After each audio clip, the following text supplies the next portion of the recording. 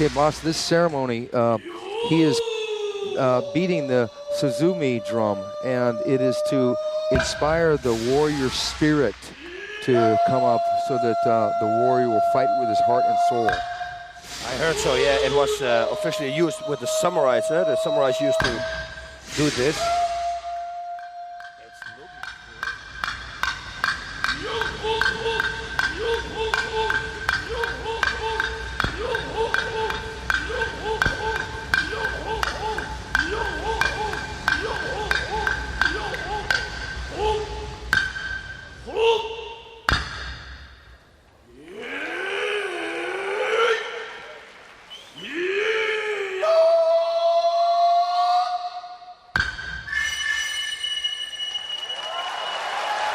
Wow, what a spectacular exhibition of the Suzumi drum. Look at this. Wow. And there are the fighters. Okay, here we go, boss. These are the warriors of tonight, folks. The samurais, so to call, so to say.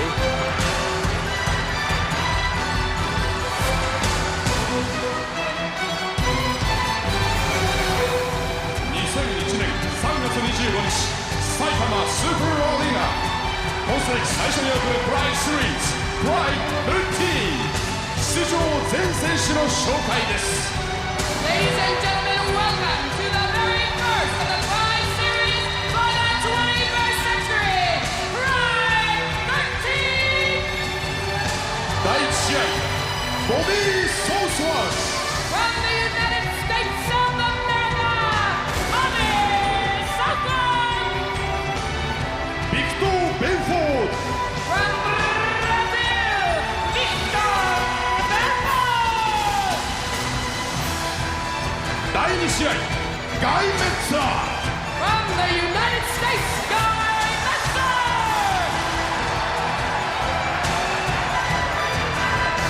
Egan Inoue From the USA, Egan Inoue!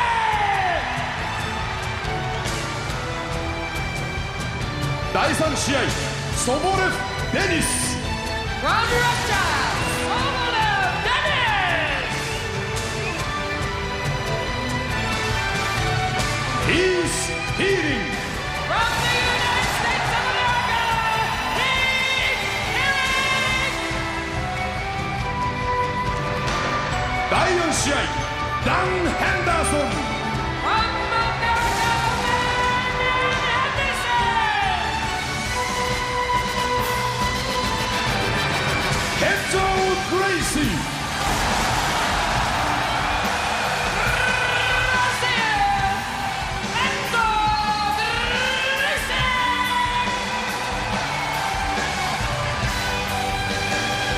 第5試合アラン・ゴエス From Brazil,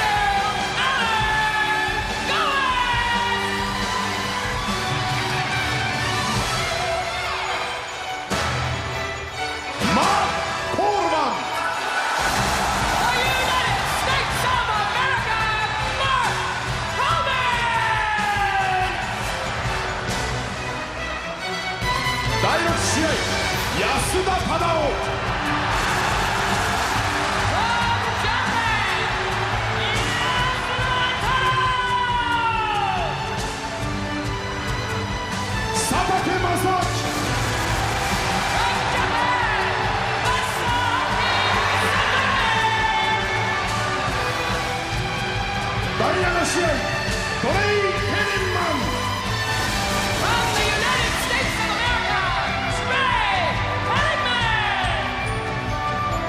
Igor Vovchanchyn From Ukraine, Igor Vovchanchyn. 第8試合バンダレイ・シルバ Wanderlei Silva. そして桜庭和志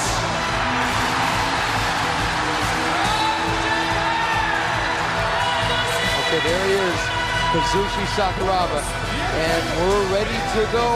Bas Rutten, Stephen Quadros, ringside, Pride Fighting Championships.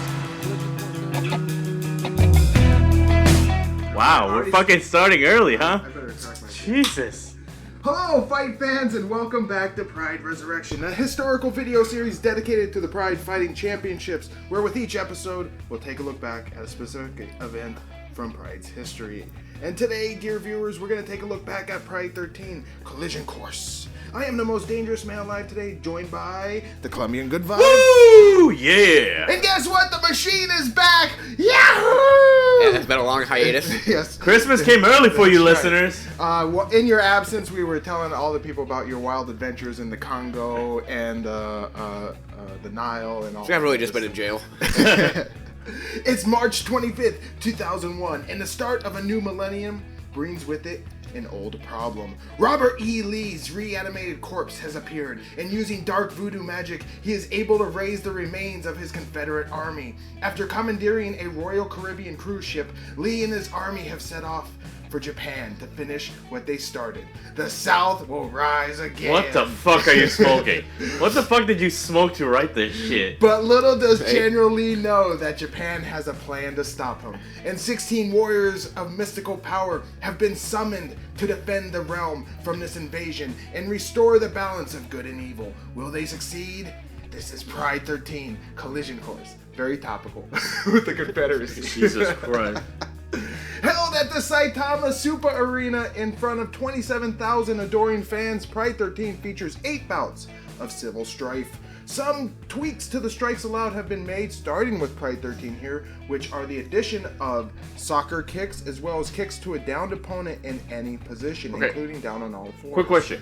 Was this actually mentioned during the event? It was twice by Quadros. Okay. Yes. Because for some reason, the first time I saw it, I was like, okay, so apparently this is legal now. Yeah. But I was wondering, I'm like, maybe I just wasn't paying attention at the right times.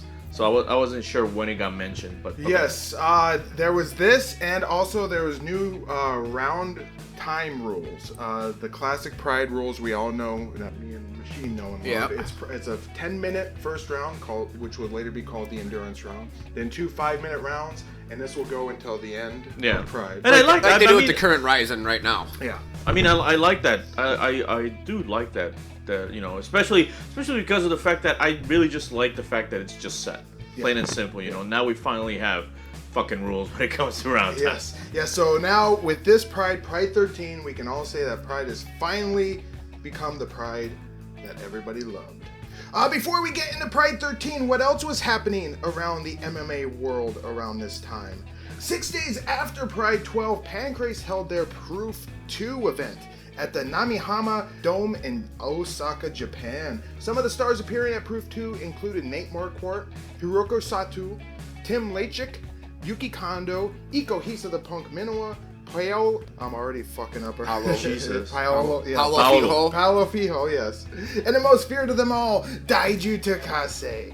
Pancrase is notable during this era for their fairly large fighter drought, as most of the marquee names that carried the brand through the mid-90s had moved on or retired. Dragging the ship forward would be the core of mid-tier fighters that were previously just punching bags for the top-tier guys. Even though Pancrase would continue on for years to come, the style and purity of Pancrase had been tainted, as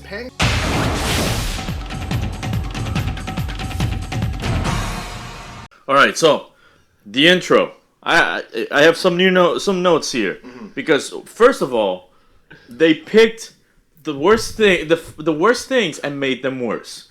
So we get the intro to the fighters. So we get the smoking robot. Time Master Egan and is Dan Henderson.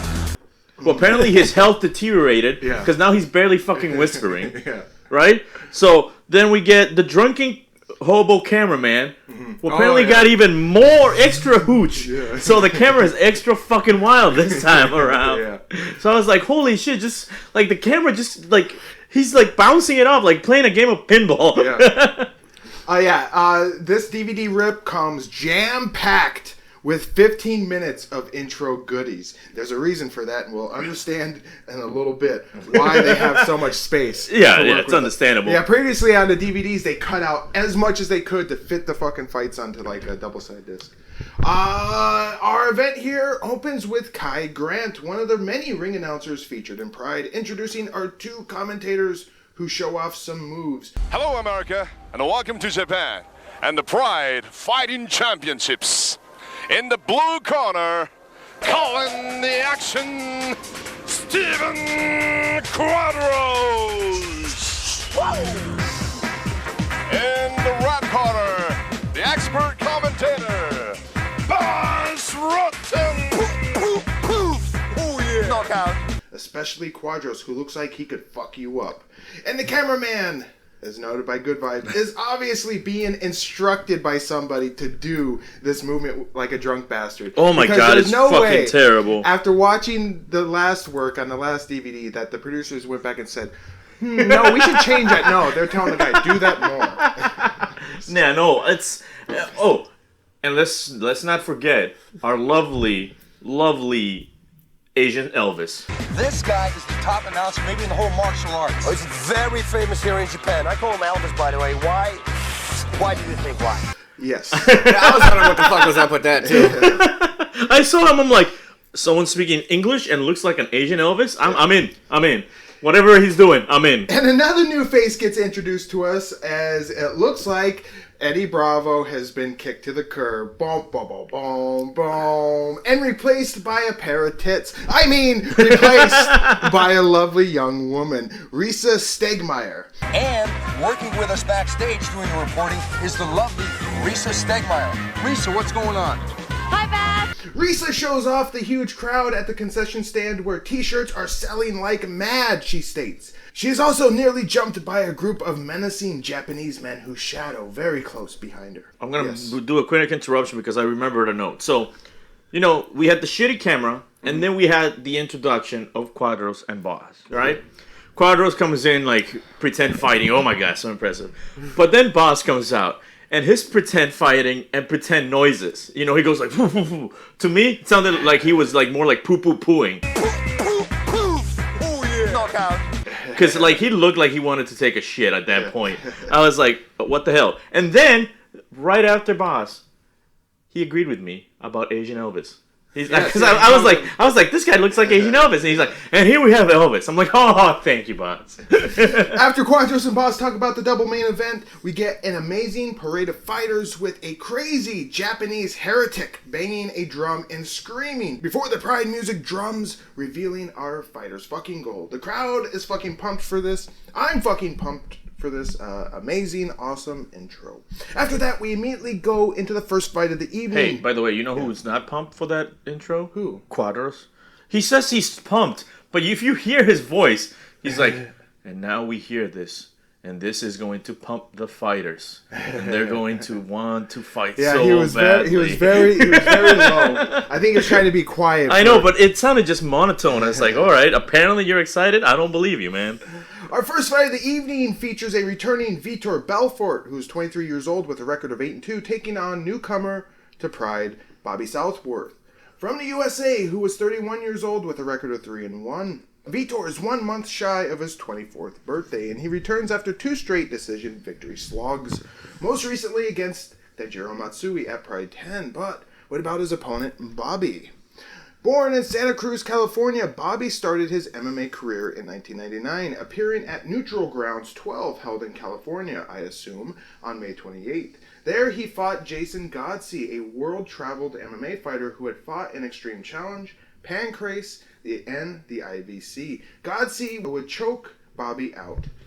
His next fight came at Super Brawl 12 in June of 1999, where he defeated Bob Ostovich via TKO after 4 minutes. Then it was on to IFC Warriors Challenge 10 in October of 2000, where he beat Toby Oberyn via rear naked choke after 2 minutes. And then just prior to Pride 13 here in January of 2001, he beat Ivan Sikwit, I guess, at Bushido 1 via submission due to strikes. And that brings us here to Pride 13. Pre-fight, we only get a ring walkout for Bobby Southworth, but none for Vitor. Quadros and Bas aren't sure about who this Bobby fellow really is, but according to Bas, he was very calm before the fight, and he's a Golden Glove winner. Bobby is the IFC champion. That's the International Fighting Championships in the United States. And he does have about 5 mixed martial arts fights, and he's going to be stepping in real deep tonight with Vitor Belfort, don't you think? There's going to be some problems for him, but we don't know anything about him. And in our interview we had before, he looked really confident. He's a Golden Globe champion. Quadros also said he was the IFC champion. That's International Fighting Championship. I'm unable to verify, though, that is being a fact. Belfort looks incredibly thick with roids here, though. Dude. Any thoughts here, gentlemen? Yeah, I'm rooting for the guy in the black shorts. I assume they both have black shorts. I can't remember. Yeah, I do. I'm still a Vitor fan to this day, so Yes.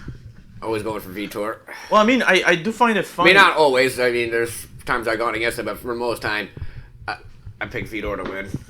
Yeah. I did find it funny that in the entrance they give Bobby a walk-in as the new person, but they completely skipped Vitor. Yeah, I don't know why they did that either. Why would they give the newcomer a walk-in? Yeah.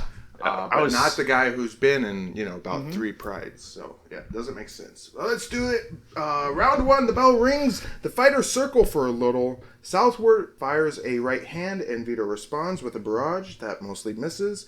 Leg kick by Vitor. Quadros says it's the first leg kick he has ever seen Vitor throw in mixed martial arts. Citation needed. More feeling out before Vitor swings with a breezy right hand, to which Southworth looks to shoot in and grab Vitor by the body. Vitor swings around to face him. 2 knees by Bobby. Vitor pushes in now for a takedown, and then he gets Bobby down to the mat. Vitor passes to the side briefly, then is back in full guard, and then he tries to pass again. Bobby goes to stand up, and though Vitor tries to hang on to him, he is dislodged, and we're back to standing. Vitor holds on to try and take it back to the ground in the corner, and he turns Bobby down to the mat. Quadros laments how it appears Vitor has gone back to the ground and pound style he used in the last 2 fights. It looks like Vitor has gone back to the style he exhibited in his last 2 fights, wanting to work on the ground. Yep. Bas tries to justify this style. Yeah, why should you take a risk? I think he feels a little bit more comfortable right here now, being on top, even if it's in the half guard, butterfly guard. Ref calls for action as Vitor works in full guard. At the 3-minute mark, the ref comes in to reposition the fighters. Not a whole lot of action, says Quadros. Nope. We're back in the ropes already. Vitor pounds away. Vitor then tries to pass again, and this time winds up on a sitting Bobby's back. Vitor abides his time for a moment, then springs a rear naked choke that is deep, and Bobby is tapping out. And he's got it. He's got it. Oh my. He does have it. He's got it stuck in. Have to tap off. There's no way he can get out. He taps. He taps. A quick choke by Vitor Belfort out of nowhere. Once Bobby. Vitor Belfort, winner at 4 minutes and 9 seconds of the first round via submission. Boys, thoughts on Vitor versus Southworth? Normally doesn't do submissions, but No. normally stand up and beat the shit out of you, so Yeah. a little different for Vitor, expanding a little bit in his repertoire. Yeah, I mean that was so funny because when he was trying to get past the guard and everything, they were saying that he doesn't do submissions, that he doesn't do all this kind of stuff, and all of a sudden, you like in a second, boom, he's got the headlock, and it was like straight in, it was done for. And like when they showed the replay, it's kind of funny because you have Bobby like looks up for a second, like, and then boom, just gets in, and it's like, and he knows it, and immediately because he just taps right away. He's like not even gonna try to get Bobby obviously made a big mistake by thinking he had a moment to like think about a situation and not guard the rear naked choke. He totally fucked up there. At least Vitor did something this fight as opposed to his last 2 fights, which were really shitty in Pride. I was dismayed by him going back to the well with his plodding groundwork, but luckily for everyone involved, Bobby fucked up and gave him the choke. It was an okay fight, but I'm seriously not looking forward to any more Vitor fights in the future. I'm hoping he will surprise me. So, my friends, what would become of our 2 buxom bashers here? Vitor will return to Pride at Pride 14, Clash of the Titans, where he will face off against Heath Herring. As for Bobby, this would be it for his Pride career. He would return to the States for more International Fighting Championship action with Warrior Challenge 14 in July of 2001. He would sporadically fight until he would get the call to appear in the Ultimate Fighter TV series debut season, where he would lose to Stephan Bonner during his stay at the house, but would get called back as a possible replacement. A replacement that never happened. Bobby would go into Strikeforce after that, from 2006 until 2008, having 6 fights in the promotion and becoming their first ever light heavyweight champion after defeating Vernon Tiger White via decision at Strikeforce Triple Threat in December of 2006. He would defend the belt twice, including once against Anthony Ruiz, after he lost to Anthony in a non-title bout. Kind of like the WWF, I guess. He had a non-title bout against Anthony Ruiz. He lost, and then he faced him again later and beat him. Wow. Daniel Cormier did it against Silva. Yeah, though different in weight, right? Yeah. Yeah, that's right. I totally forgot about that. Maybe that was it. Maybe Ruiz missed weight. Where was I? Bobby would eventually lose the belt to Renato Sobral at Strikeforce Destruction in June of 2000. Where's Babalu? Yeah, Babalu. Bobby only had one more fight in him after him losing the belt, which came in 2010 for Extreme MMA 2. That's Extreme spelt like cream, but with an XT added in front of it. I guess regular Extreme MMA was already copyrighted. We'll just change it by a letter or two. Right. Yeah. That event happened in Australia, and Bobby, 40 years old at the time, would defeat his opponent Aaron Boves, or is it Boyes? Aaron Boyes via TKO in the first round. Assumed retired, Bobby's record stands at 10-6 and 1 no contest. We'll see you some other time, Bobby.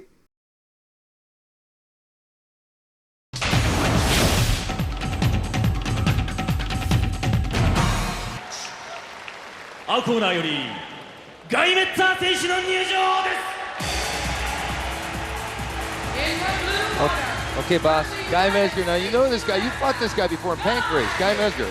I did. He's a very good friend of mine.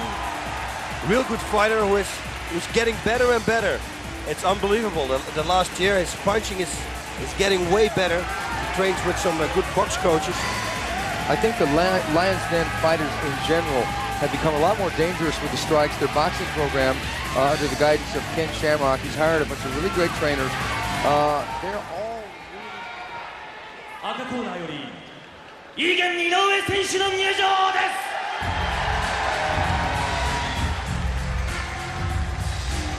In the red corner, from the United States of America, Egan Inoue! Okay, Egan Inoue is primarily a grappler, 35 years old, 5'9", 200 pounds in this fight, resident of Honolulu, Hawaii. He has in his corner this fight John Lewis, who's a noted Brazilian Jiu-Jitsu and also a black belt from Team LaBelle. John Lewis is primarily there as a... Our next matchup sees a returning Guy Mezger, who is 33 years old, with a record of 27-11-2, taking on a returning Egan Inoue, who was 35 years old at the time and had a mixed martial arts record of 7-5. Mezger returns after his duo of mud stompings against Alexander Otska, first at Pride 12 and then at King of the Cage 7. Wet and wild! As for Egan, it's been years since we've seen the bald Inoue brother. He was last seen at Pride 6 in July of 99, where Karl Malenko, my fave, got the upset decision win over Inoue. I was wondering because I'm like, I'm like, when was the last time we watched him? Like, I was like, I can't even fucking remember. Yes, it's been a while. Since then, Egan hasn't done a whole lot. In December of 99, he defeated John Alessio via rear naked choke at Super Brawl 15 and appeared in the Abu Dhabi Combat Club 1999 and 2001 Jiu-Jitsu Championship. The Jits Championships. Yes, That sounds like about the Jits Championships. My fucking laptop was obscuring.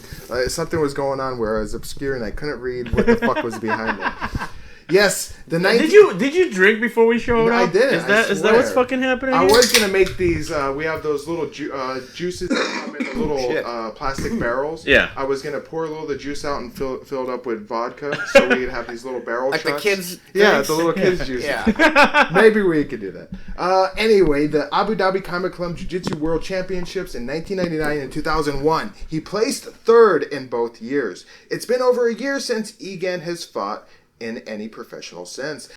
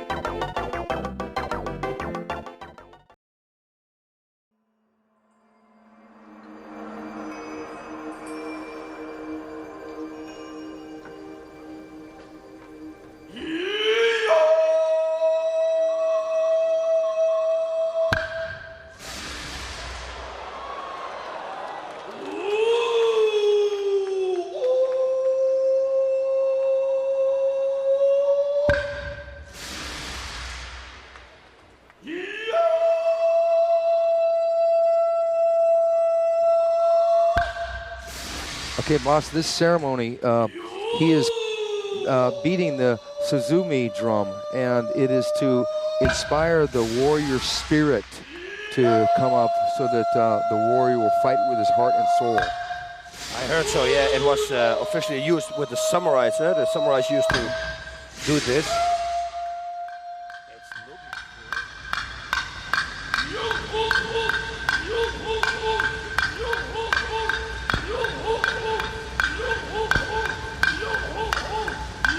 Says his dream fight is Pee Wee Herman.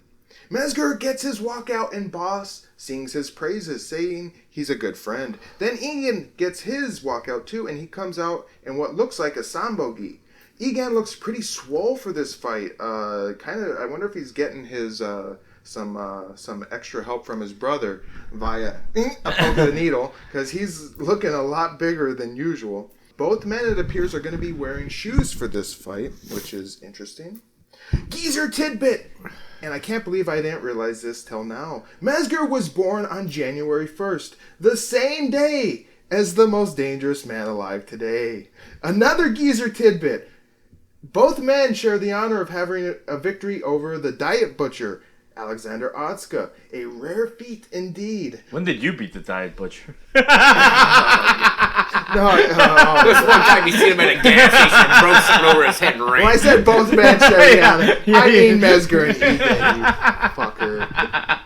While Mezger kicked, That was good. While Mezger kicked Otska's ass twice in a row just prior to Pride 13 here, Egan defeated the goofy pro wrestler all the way back in 1995 at that year's Lumex Cup.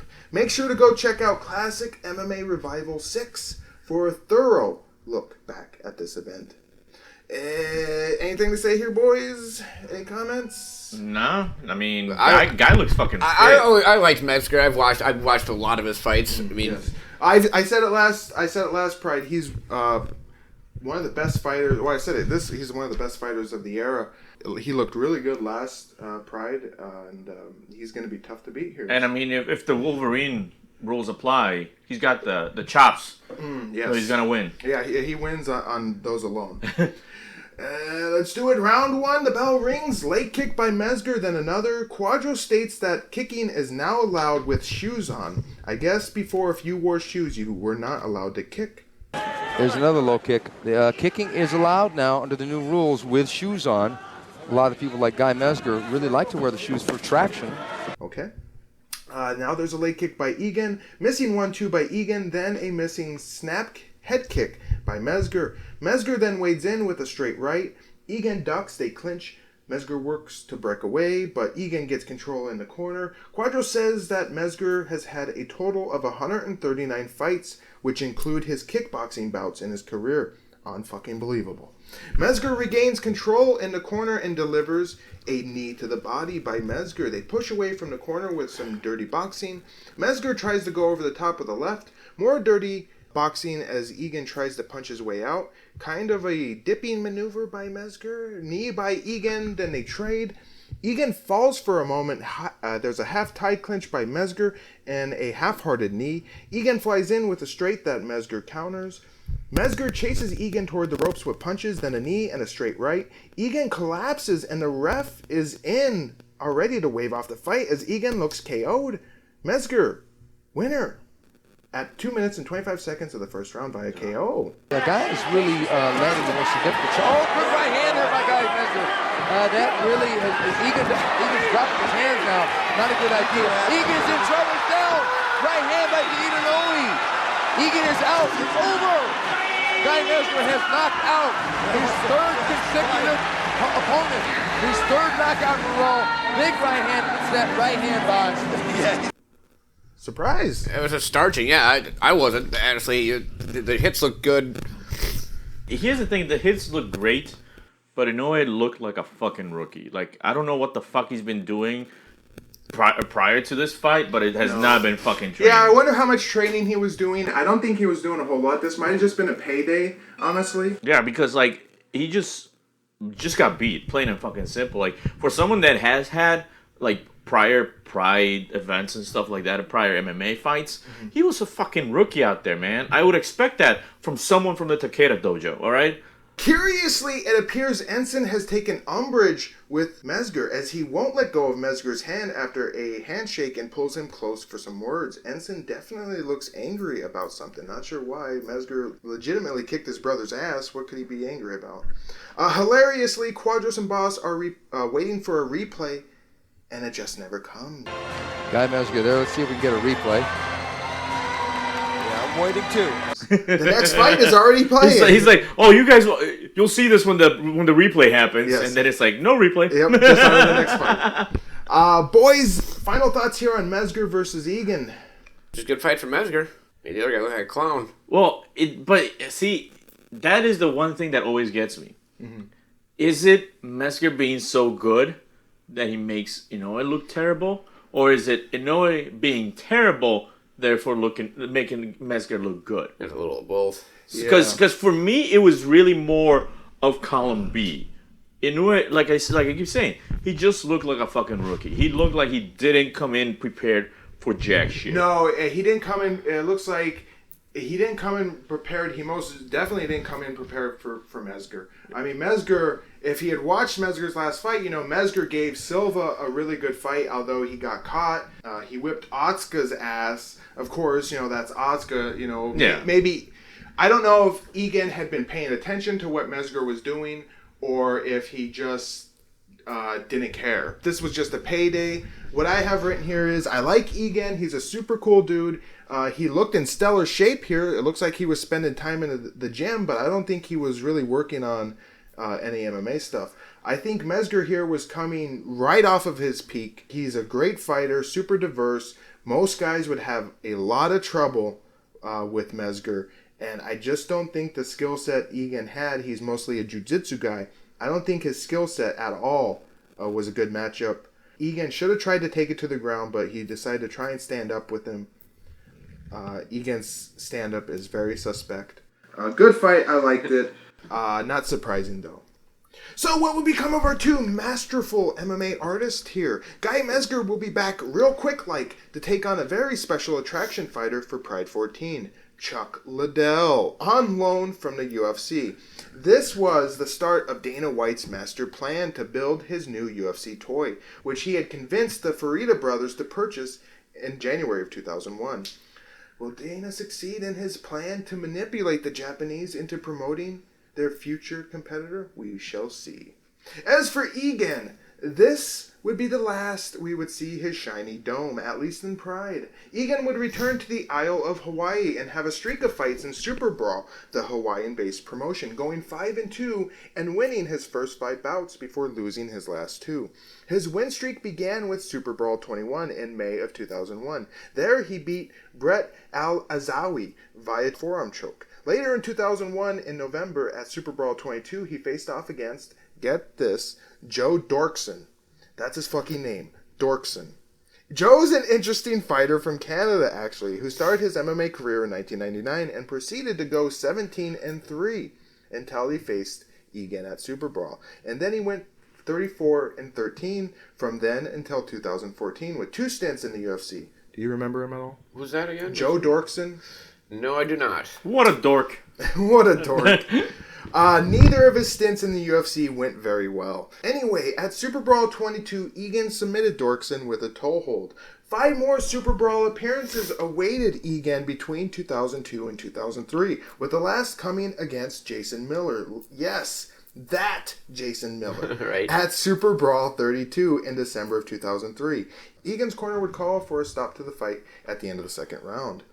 The last 2 losses in Super Brawl would mark Egan's retirement from professional MMA, except for a one-off coming out of retirement fight in 2008 at the Hawaii-based X1 World Events promotion at an event called X1 Legends, where Egan faced Hans Marrero, winning via TKO retirement in the 3rd round. Clearly not Legends. Clearly, if they're bringing in Egan, they're using that fucking word so fucking loosely. He might be a legend in Hawaii. He might. It's right up there with Don Ho. Yeah. I guess Hans he's a legend because he beats up all the fucking tourists. Yeah. I guess Hans Marrero in that fight just gave up at the end of the 3rd round. Egan would forever hang up his shoes that time as a winner.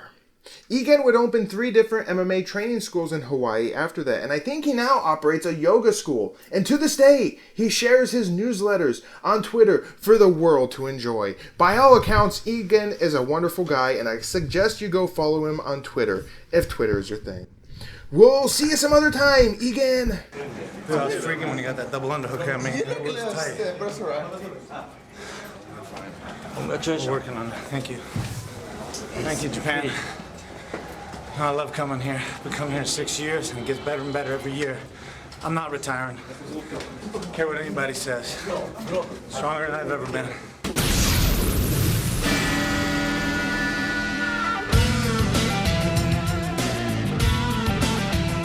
I'm standing here next to somebody who made a dramatic transformation in the last year, 1.5 years. He went to Holland and he came there to train with one of the best trainers, if not the best trainer in Thai boxing, Cor Hammers, exactly the same trainer where I used to train from Mengho Breda in Holland. Heath, what is it that Holland did to you why you're making such an unbelievable going upward position power? Yeah, I really don't know how to explain it. I got in, I have a new trainer, Cor Hammers, a new management team. Yeah, I lost a lot of weight, changed my whole training program, became a lot more aggressive standing up. So just my whole game was totally changed around from the about pre-2000 that I was. How many pounds did you lose? I think probably 20 pounds at least, 30 pounds. Yeah, if you could see him the way he was before, it's unbelievable. Now he's ripped and he's ready to fight. Also, he's representing the Golden Glory team, and we got a lot of fighters from there. Last week we had an event there, and all the people from Golden Glory won, and he's proud to do that. Maybe we should call Cor Hammers. Cor, please, could you come? Because this is the man who's also the trainer behind Ramon Dekkers, world famous, most feared Thai boxer ever. Cor, what did you think of him when you saw him for the first time? Well, I think that's a hell of a job to make something out of this, you know. No. He was pretty strong and very good on the ground, and we had to make some standing up techniques, and we did a well job. He worked hard for it, and I worked hard for it, and the result is there, and we hope we can continue tonight and in the future. Okay, no, perfect answer.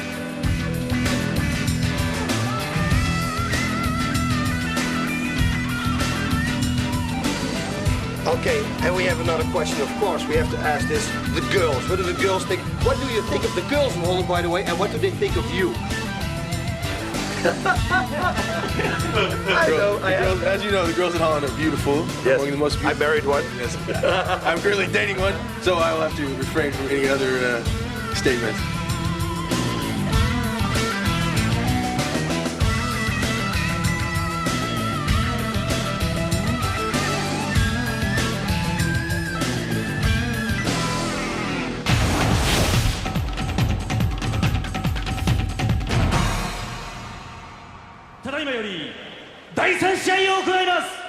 Now for the third match.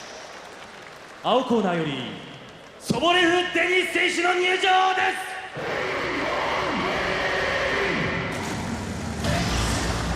In the blue corner, from Russia, Sobolev Denis! Okay, Sobolev Denis, 25 years old.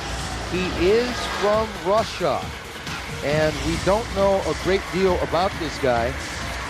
We do know that he is a Muay Thai fighter, and his trainer is from Dagestan. 赤コーナーよりヒース・ヒーリング選手の入場です。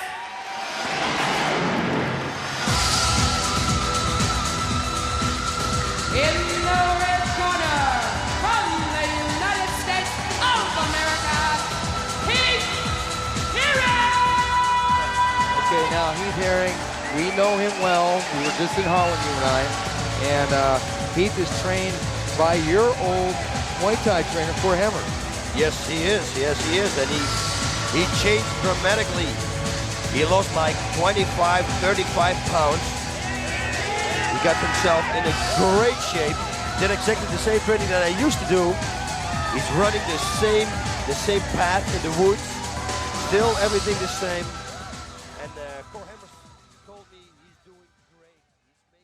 On to fight 3 of the evening, which has Heath Herring, who is 23 years old and a record of 16-5, taking on newcomer Denis Sobolev, or is it Sobolev Denis, from Russia, who is 25 years old and had a record of 1-1. I say which way does it go because they announce him as Sobolev Denis, but every resource I can find on the internet calls him Denis Sobolev. I just have him as Denis because I couldn't think of how to fucking spell Sobolev. Yeah. I was like, fuck this. His name is now Denis. Right, it's much easier. Heath has returned after he is able to stop Ensign Inoue at Pride 12 and 3 weeks after his 23rd birthday. Now he welcomes in a new face to Pride. But just who is this Russian Denis Sobolev? The Sobolev is from Russia. He fights other Russians for the glory of the motherland. That's all I have on the Sobolev. Just kidding. Denis started his MMA career in August of 2000 at Yalta's brilliant 2000 event, which featured an 8-man tournament. Also competing in that tournament, Sergei Karatanov. Yes, that Sergei Karatanov, future Pride star. Denis would defeat his first opponent in the tournament, Gogita I split up this guy's fucking name so I could read it better. It did not help. Gogita Berushashvili with a knee to the body, putting Gogita down after 4 minutes in the first round. But Denis would be stopped by his next opponent that eve, Roman Shovachka, via rear naked choke after 27 seconds of the first round. Roman would go all the way to the finals of that tournament, where Sergei awaited him. Sergei would win by default, as Roman would injure his hand in the first round, putting a stop to the fight. And that's all I have for the Sobolev. Pre-fight, Bas Rutten struggles to express what he wants to say in an interview with Herring. Bas is not good at conducting interviews. Bless his heart. So we needed Eddie, man. We needed Eddie. Now he's all gone. What he lacks in eloquence, Bas more than makes up for with passion. Cor Hammers is also in the locker room with Heath Herring and Bas, a famous Dutch kickboxing trainer who has a funny joke he wants to tell. Cor, what did you think of him when you saw him for the first time? Well, I think that's a hell of a job to make something out of this, you know. The Sobolev appears to have a deeper pro MMA career than I have info on, similar to other Russian fighters previously seen in Pride. I'm looking at you, Igor Borisov. During his walkout, Quadros mentioned that he is the Russian Army MMA champion with 20 fights to his credit. He's also a Sanda kickboxing champion. Sanda kickboxing is much like shoot boxing, which is it's kickboxing with takedowns. That's what I wanted to say. Here is where I will tell you to go watch our special Two Dudes, Booze, and MMA, which features Shuto Double X, which features shoot boxing. If you're wondering what the fuck that is. And it features us shooting some alcohol down our throats. Yes. Herring makes his way to the ring in his iconic cowboy duster outfit. Wait. What's that I see? Is it 3 Undertakers? Yeah, oh my God, it is. Yes. His cornermen also don the getup as they come to the ring. At the stare down, Bas Rutten is really stretching reality. He says Herring's hair is almost the same color as the Dutch flag, despite his hair not even coming close to being the right colors. Colorful guy. Look at his hair. He's got purple and red and white. It's almost the Dutch flag. Red, white, and blue. But we'll just go with Bas. See, first of all, for me, Heath Herring just looks like he just blew a clown. Cause like he just blew a clown. Like he has weird hair color, but just the front part, and then the same with his his beard is weird color, but just parts of it. Yes. So I was like, did he just blow a clown? I was like, I don't know. And also, the announcer still has no fucking idea how to pronounce Heath Herring. No.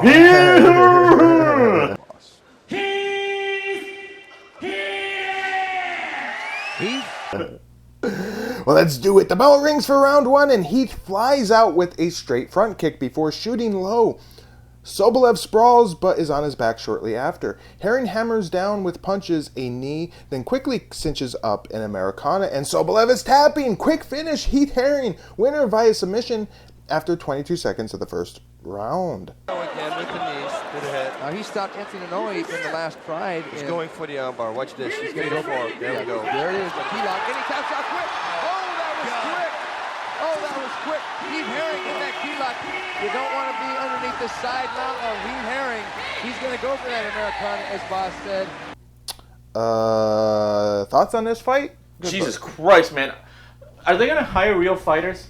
Because first we have Inoue just getting destroyed. Well, no. First we have Bobby, who barely did anything. Yeah. Then we had Inoue, who just got demolished. And now we have this fucking fight. Yeah. I mean, Jesus Christ. Yeah, who is this Russian and why was he brought in for this fight? Fast finished, but it wasn't even very satisfying because there was no drama, there was no build-up, nothing. It was just, that's it. Yeah, no, it was just ridiculous. 3 fights that last barely any time. I'm like, get some goddamn competition up in here, man. So what would become of our 2 lanky lobbers here? Heath will be back in action at Pride 14, Clash of the Titans, 2 months later in May, where Vitor Belfort will take him on. As for the Sobolev, he would return to Russia and would not fight again until 2004, where he would face off against another Denis Podolochin, in the West Siberian Fighting Championships number 10. Denis would win. The Sobolev Denis. Proving that Denis is a popular name in the motherland, Denis would have another fight against another Denis later in his career. Denis Kumkin, this time losing to Denis. Now, wait.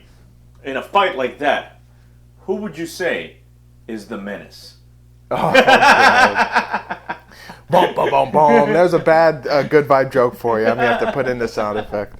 Sobolev would... Oh, no, I got to go back. The Sobolev would fight until 2007, amassing a total of 4 wins, 7 losses in his career. His final MMA appearance came at Star of Peretzvit, where he would fight 3 times, winning only once, including his battle against Kumkin.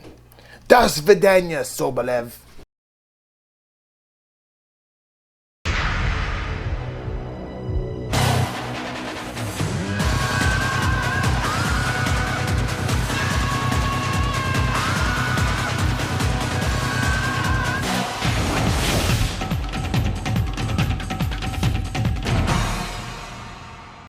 to fight number 4 tonight, which sees Dan Henderson, who was 30 years old at the time, with a record of 9-1, taking on Renzo Gracie, who was 34 years old and had a record of 9-2-1. It's a matchup that was teased at Ring's King of Kings tournament 1999. Renzo had been in the B block of the tournament and Dan was in the A block. Renzo made it to the quarterfinals before losing to Kiyoshi Tamura, who would lose eventually to Ronaldo Sobral, who would eventually face Dan in the finals. So I guess it was kind of potentially teased. Renzo is another man, much like Herring, who had a birthday 3 weeks prior to our event here. His was March 11th. Herring's birthday, meanwhile, I didn't mention it, was March 9th. Geezer tidbit. Pre-fight, we cut to Dan Henderson mid-interview. He says Renzo is going to want to take him down to the ground. Well, he's got to take me down, which has happened plenty of times in the past, but I'm probably a little bit harder to take down. Meanwhile, Renzo, he's a lovely guy, very joking in his interview, and talks about choking out his daughter's boyfriend. What about within the Gracie family? Is there anyone you want to fight? Oh, my daughter. She can put a beating on me every time, and she can take whatever she wants from me without, I cannot even argue with her. I choked her first boyfriend because nobody told me about it. It just caught me by surprise. So I get in the house, I saw someone watching TV in my house, and I asked my wife, who's that one? Who's this guy in the living room? She goes, oh, it's just a friend from school. And my nanny goes, no, it's her boyfriend. So it's a friend, boyfriend. I lost my temper, I went there and choked him. No walkouts for our fighters, just a quick recap, kind of weird. Look who it is, Randy Couture is in Henderson's corner. Couture looks huge compared to Henderson. Meanwhile, Ricardo Almeida and brother Ryan Gracie are in Renzo's corner. Machine, why don't you take us through this fight? Well, first, Henderson's my favorite fighter to this day. Big fan, so. All right, it starts off, they walk around each other a little bit. Renzo throws a low kick and swing and a miss. He goes for the takedown, which is stuffed. Hendo sprawls right away, stuffed the takedown. Gets back up, throws right hand, which connects on Hendo. He misses a kick after that. Goes for the takedown again, and his stuffed, and then Hendo with the flurry of short knees and punches to the head from north-south position. They get back up into the clinch, and he shoots for another takedown again from the clinch, and Hendo stuffs him again. More punches and knees on the ground to the head to the stand-up again. Renzo with the low kick. Goes to shoot again, and goes for the sprawl. Once more, Henderson sprawls. Catches him with a short uppercut inside, and they were saying it looked like he hit his head on the mat, but on the replays it shows that it was a nice short uppercut to the inside, followed up by 2 more, a left-right to the head, to the KO, and he's out. He is getting the worst of those punching and kicking exchanges, although that did land. Oh, he's knocked out. Renzo Gracie has been knocked out. I'm not sure if it was from the... Yeah, Renzo is out. His ragdoll body is... It just hits the ground. Yeah. I'm with Bas and I'm with Quadros. I thought he knocked himself out. I thought he just slammed his face against the mat, and in just the right angle to fuck himself up. I don't know, but it looked like he sprawled, failed, and then. But it was just the scene of Renzo's limp body being rocketed back when Henderson hits him with that left, and he just flies back. And Henderson immediately was apologetic. Yeah. He realized, oh fuck, he's knocked out. I didn't want to hurt him. Yeah. Dan Henderson, winner via KO at 1 minute and 40 seconds of the first round. Yeah, that uppercut coming in, it was very sneaky. Caught him just right at the edge of the chin right here, and that was it. It gave him 2 more, just not really super hard, just crisp punches, but he was done. Yeah, Bas is confused at what happened, thinking Renzo hit his head on the ground. Ryan Gracie attempts to raise Renzo, giving him sweet kisses to revive him. Very sweet. Ryan is a sweet guy. Sorry he's gone. Renzo asks everybody around him what happened, and it's only on the replay that we actually get to see a clear shot of it. Henderson timed a short right perfectly as Renzo went low, and wow, also very sharp take by Bas as Henderson is walking to the back. Rutten talks about how wrestling and good hands is a deadly combination in MMA. Wrestling, the combination of wrestling, being a good wrestler with good hands, it's a deadly combination. It really is, because if you can't take a man down and you can't beat him in boxing, you're in a bad situation. Boys, any final thoughts on Hendo versus Renzo here? Well, Henderson was way prepared for the takedown on this one, and he just every time he shot, he was ready with the sprawl. I mean, to me, I was surprised because it's the first time that someone's landed themselves into a KO like that. Because I mean, most of the momentum of that hit was Gracie just going for the takedown. Yeah. I mean, the Henderson did put the fist up, and that's okay. But like most of the momentum was just Gracie just messing it up. And I gotta agree. I gotta agree with Bas. Is like, you know, we've had how many fights now, and they've been like less than 10 fucking minutes. No, it's actually been less than 6 minutes. Fight. I was like, holy shit, this is just ridiculous. Yeah. Surprising result. Dan had his mind right in this fight as he clearly sharpened up his sprawling technique. We also get a peek at the scary power Dan hides in his right hand, although, as Goodvibe mentioned, it was probably more so Renzo's forward momentum, but Dan's right hand is a bomb. What would become of our two tanned grapplers here? Dan Henderson will be back for more action at Pride 14, Clash of the Titans, where Akira Soji will rise to take him on. As for Renzo, we won't see him again until Pride 17, Championship Chaos, where he will take on Michiyoshi Ohara, a Japanese professional wrestler who will be making his MMA debut. See you then, boys! My opponent this time is a great opponent, very strong, and he's the big champion. He's a great athlete, and like everybody knows, he's the number one right now. He won the Pride Grand Prix. I think you should be careful with everything. You gotta be careful on the feet, on the ground. I gotta be careful in the whole fight. Whatever I'm going to be, I'm gonna be careful. He's heavier, but I'm ready to give my life if I have to. Allan Góes is a very talented fighter. He's very experienced. He's been around for a long time. He's well-rounded in all aspects of fighting, on the feet, on the ground. He comes from Brazil, which is a strong tradition for fighters. So he will have a big heart. There'll be no quit in him. So I will expect a tough fight. Keep the fight on the feet, and I'm going to try to knock him out.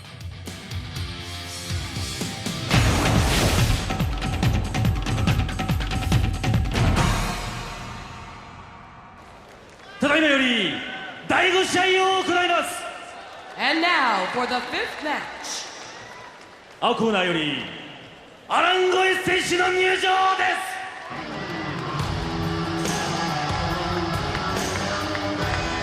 す。 Okay, boss, Allan Góes from Rio de Janeiro, Brazil, is one of the best jiu-jitsu men in mixed martial arts. Oh yes, he's for sure. Well, you go to the ground with this guy, if he's on the bottom, he gave Kazushi Sakuraba a run for his money. Oh, definitely. Because he's got a great guard, he's got a good triangle choke and a good armbar, and he's got a good up kick from the bottom. If you stand up over him, he can knock people out with that kick. Yep. 赤コーナーよりマーク・コールマン選手の入場です。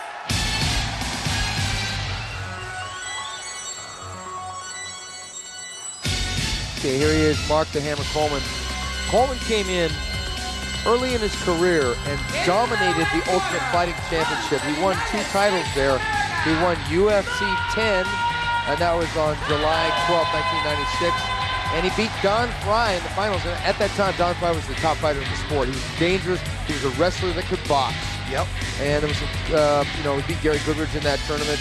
And he came in with all the strength in the world. He was the guy, the preeminent ground and pound guy was this guy, Mark Coleman. He won UFC 11 also.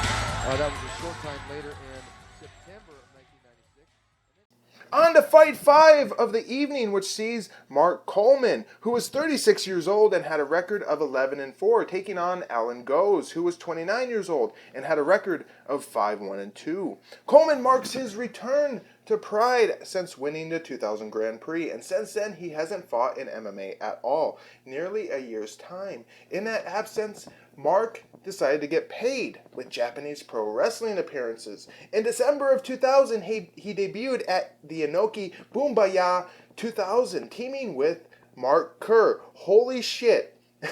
Mark Kerr and Mark Coleman as a professional wrestling tag team. You said you got. Did you get the event, by the way? I have the event. All right, this is a special event. We're gonna do this. Watch this. Yeah, Dude, this has. Get this. This Inoue 2000 Boombaya event is a massive fucking show featuring a who's who of MMA stars wrestling, including Akira Shoji, Cole Uno, Daijiro Matsui, Alexander Otsuka, Bas Rutten, my fave, Yuhi Sano, Rico Rodriguez, Sakuraba, Gary Goodridge, Naoya Ogawa, Don Fry, Ken Shamrock, Jesus, Nobuhiko Takada, and even Renzo Gracie taking on Big Chin Inoue himself. 1 second. You know what time it is. You said it. Oh, Takada. Fuck you, Takada.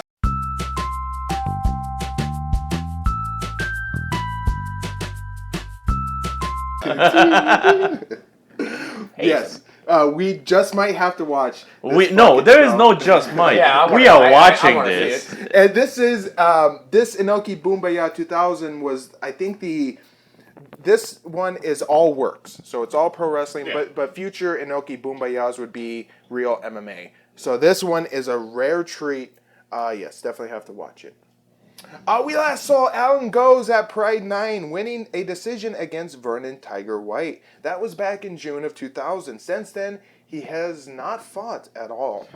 I'm going to jump in here real quick. Yeah. That Góes guy, I remember the one fight when he was laying on his back kicking like a screaming child in the store. Yeah. I'll never forget that. So every time this guy fights, that's all I think of. Is a screaming child who couldn't get the sugary cereal he wanted, kicking and screaming on the floor. That was against Sakuraba, I believe, yeah.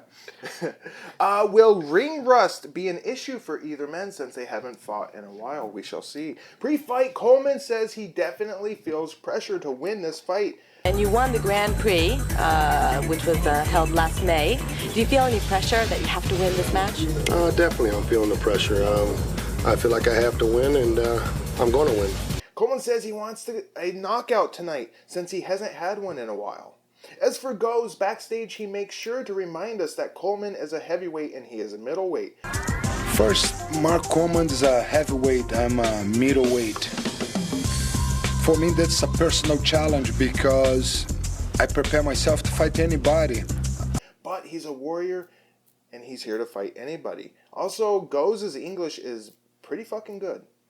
Both walkouts are included in our rip here, and Góes is out first, who has Vitor Belfort. Ladies and gentlemen, welcome to the new play-by-play commentator, the Colombian Goodvibe. Therefore, you know it's going to be amazing. It's going to be awesome. First side note, I do not know how to fucking spell commentator. I tried like four fucking times. Don't man. you have autocorrect on that? Yeah, but I tried to do it myself. Couldn't fucking work it.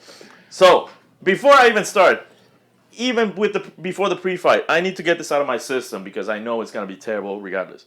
So here we go. Here we goes. I hope this all goes well, and no matter how it goes, or where it goes, it hopefully all goes right. Alright, now I got that out of my system. Alright, okay. So, pre-fight. Now that we're done, let's get on to it. First of all, so Góes' entrance, I gotta say, his accompaniment is the most random assortment of people dressed up like random, like none of them have like a uniform of any way, shape, or form. I mean, to me, that's just weird. But the music works. And I don't know if you guys noticed, as he's walking into the ring, he's helped by what I can only assume is a ninja on vacation. Because that like, did you guys see that? Like, it's the person that's like holding the ropes for him literally looks like a fucking ninja. I missed that. I didn't see the ninja. You missed that? Oh my god. So by the way, the entire time Góes is coming into the ring, Quadros is not very hopeful of his fucking chances. Because he's like, all he's got is wrestling, and he's gonna get out-wrestled by Coleman. But yeah, that's kind of a given. Yeah. So then Mark the Hyman Coleman coming in with what I can only assume is music ripped off a level Street Fighter, man. Yeah. Because it just sounds technical. Yeah, it sounds amazing. I'm not going to lie. It's a video game person. I'm all about that shit. But I will say, note how his posse is all like uniform, man. They all wearing nice shirts and everything. Nice to see Gary, by the way. Hammer. Yeah, shout out to Gary Goodrich. Our first Pride Res shirt is going to be coming soon. Very soon. I'll just say that. By the way, I missed him when he came in, and then as he was walking into the ring, I saw him. I'm like, hey, fuck yeah, man. I mean, to me, when you're in a uniform, that looks more confident, but whatever. So, and by the way, not sure I've mentioned this before, Coleman looks like a discount Vin Diesel. I think I have. That's a bit of a stretch. I think I have mentioned it before. Coleman has dropped some weight for this, and I think they said he dropped 20 pounds or something like that. Jesus. He's 220 pounds as opposed to like normal 250 pounds. So. Wow. All right. Well, before the fight starts, we have the cameraman tries to get like a shot of Coleman's tattoo on his arm or his armpit. One of the two. Fails miserably because Coleman puts his arms down and the camera's like, all right, I quit. Then goes on. All right, so now we're going to get to the actual fight, finally, right? Round 1 starts, and Góes tries some goddamn awful kicks. Just awful. Just not only once, not twice, but 3 times, man. Even, like, what was that, like a roundhouse? Yeah, I don't know if he was just trying to... Yeah, like psych him out or something. Yeah, but they were just awful. Like I have here, man, it looked more like for show than anything. Góes for the takedown. But gets stuffed and gets taken down instead. And Coleman gets some amazing body blows, man. Like you could feel those, like 3 blows right to the side. It was pretty impressive. Into grinding away that right hand. To the body again. Now Allan's got to be careful with the knees here. And then lands an impressive knee, which at the time I didn't know knees were legal. So I was like, are these legal? Because this is what I said. I didn't catch that they were now legal. But I'm like, well, it's happening. The ref is fucking standing. Clearly, it's going to keep going. And then a second knee comes and holy shit. Allan Góes is fucking out. Yeah. After 2 goddamn knees. Coleman should throw a knee here to the top of Allan's head. There we go. There it is. He's not going to be able to take too many. Oh, he's knocked out. Is he knocked out? I think he's out. I think he's knocked out. He's out. He's out. Oh my God. He's out. Clearly He's out. Yeah, his body's He's limp. out. The ref calls it. But wait, whoa. What's this? Allan is back up, and he is wanting to keep on fighting, man. Oh, yeah. I don't think he's aware that the fight ended, and just fucking goes for Coleman. Entire fucking ring comes in to try to help him. Look at this. Look at this. He's attacking Mark. He's attacking Mark. He doesn't know what to do. Mark wants to hit him.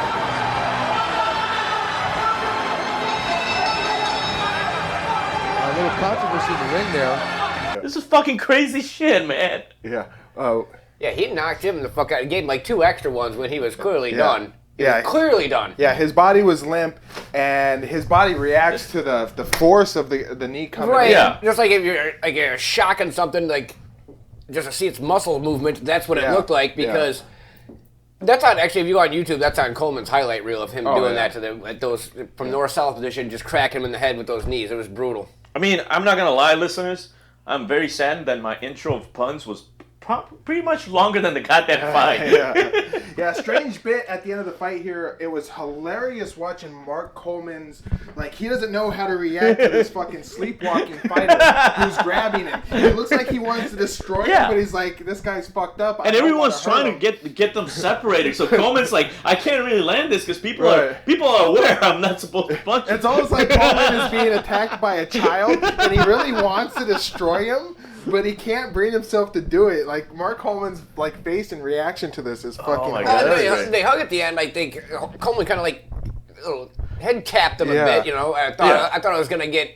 I thought it might go from there because Coleman used to be known for headbutting the shit out of you when that was still legal. And I don't know if Coleman still like really realized that Allan Góes was fucking out. Like he was just reacting on instinct. It was just like he was out. And he was back up, and he's like, "Oh fuck, I gotta grab this fucking guy." I think it happened to plenty of guys who got flash knocked out, and they just. Oh yeah, it happens all the time. They wrestle the referee. You can't see. is what it is. You can still hear and are aware of things around you, but you can't see shit, so you're just grabbing a leg. And I think that's what happens, and I think Coleman figured it out because he was about to lay that punch and then realizes, hey, he's just keep going because, you know, there's people trying to pull him apart and he's still going. So it's like... Yeah, he don't know where the fuck he's at. He's not in control, man.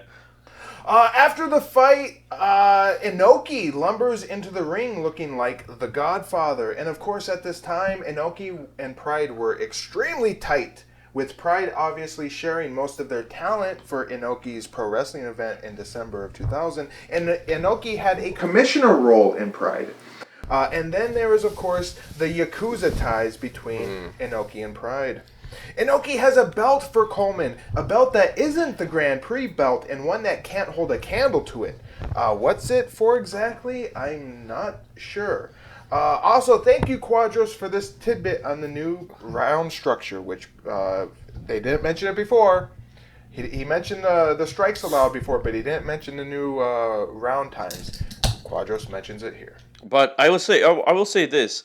I found it funny when the Chin, you know, hands Coleman the belt, because the thing I've always found the funniest about MMA wrestling is, for sports of people that don't wear pants, belts are very involved. True. That's true. Any last thoughts on this fight, boys? It was a bad mismatch. Coleman's started as a heavyweight, went down to light heavyweight, but that goes. This guy's like a middleweight, can go up to light heavy. I think it was a bad matchup. I don't know what he was trying to prove against Coleman. It was just I don't think it was a good fight for him to take. No, I'm with the machine on this. Like, it makes me wonder who set up this match. Was it more like Allan Góes trying to prove himself, or was it the Pride people thinking, "Oh, this be fucking hilarious"? Well, they do that stuff in like Ryzen right now. They'll take like 30-pound weight differences and put them against each other as long as you want to do it, and both fighters agree. You know what I mean? I've seen one. It was a girl fight. It was like she was like 195 versus a girl who was like 160. Yeah, that giant girl. I forget what her name. Gabriella. Something.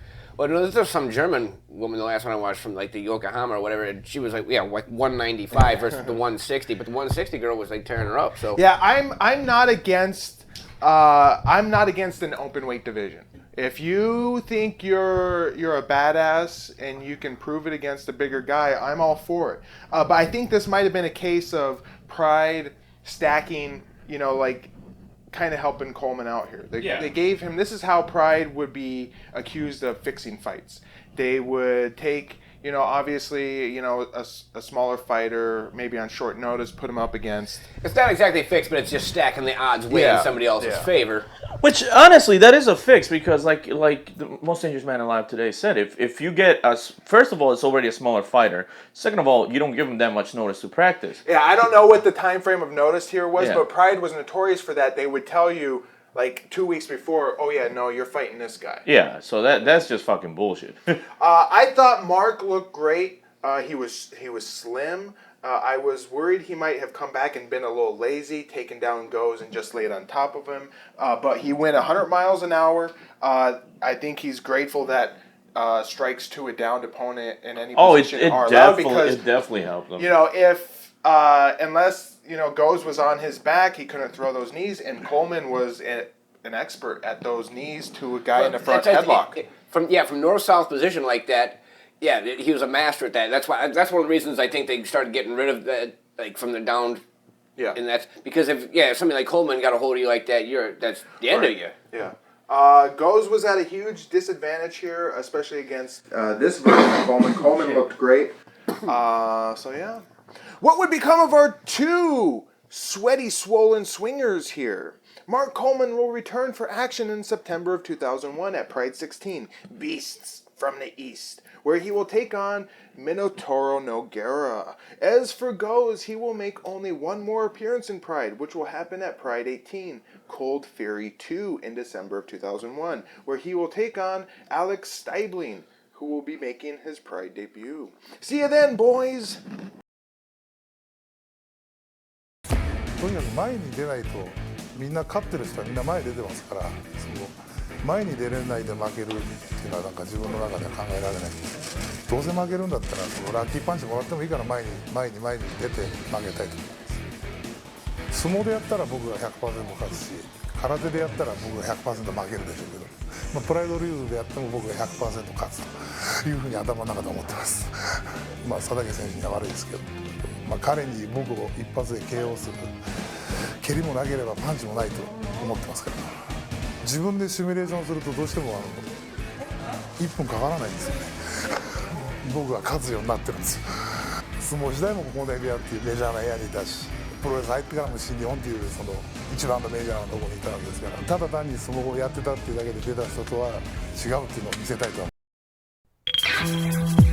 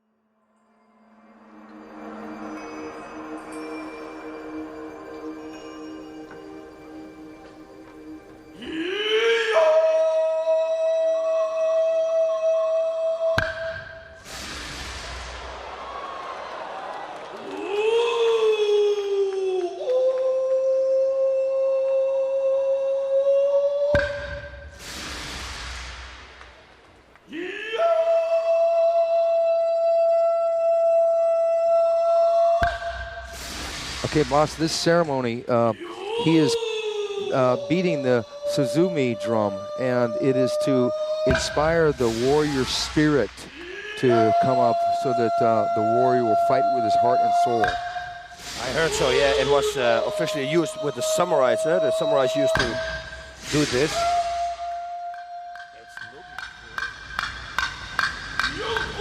Impressive, and when we interviewed him, he looked really calm and full of confidence. Satake Masaaki 選手の入場です。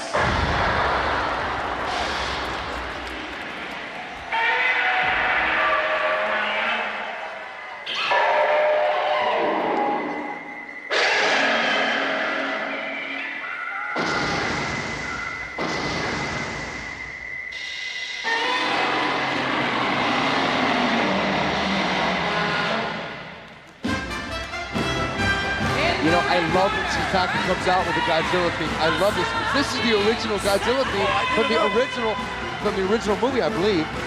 I didn't know that, but I always said, I think this is, I saw it the first time I saw him coming up.